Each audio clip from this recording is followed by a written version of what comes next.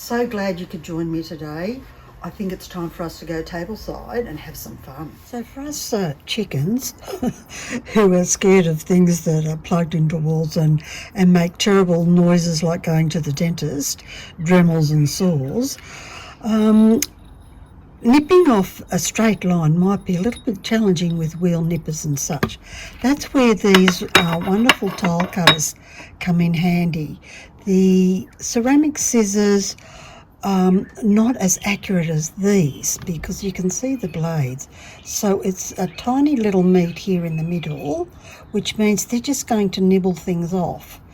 And make sure that that is where you want to nibble. I've drawn a straight line across the bottom using a ruler, and I've already straightened this side up. Now I'll show you how I did that right here.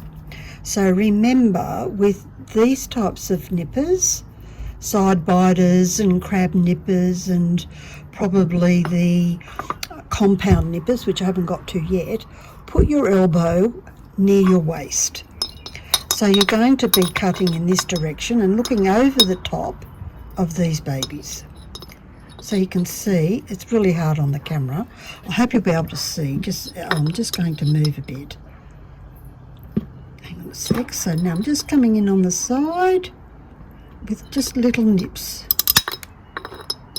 Little tiny ones. So it's like nibbling rather than nipping.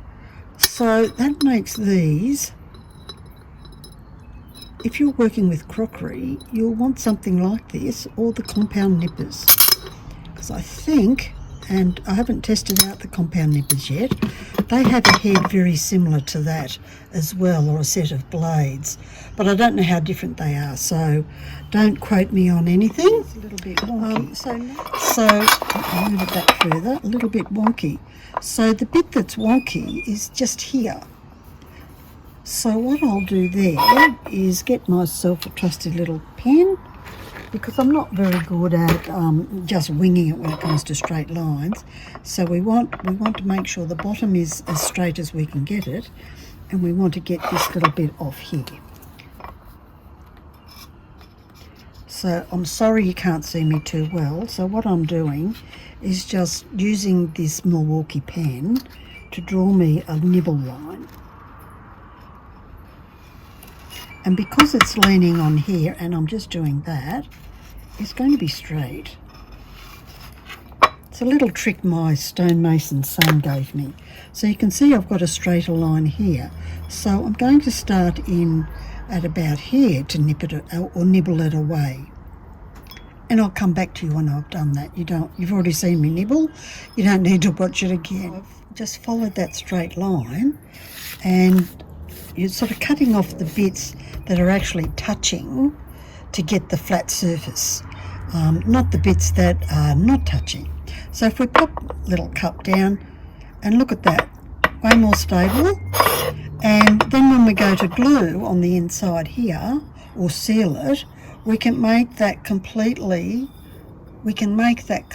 watertight. For those who want drainage and drippy, you might want to drill a hole in here. But if I'm putting a succulent in this, and it needs to be something with small roots, a small plant, and a succulent is perfect, then I'll just water it with a squirty bottle. It's like 10 squirts on Monday, and we're done.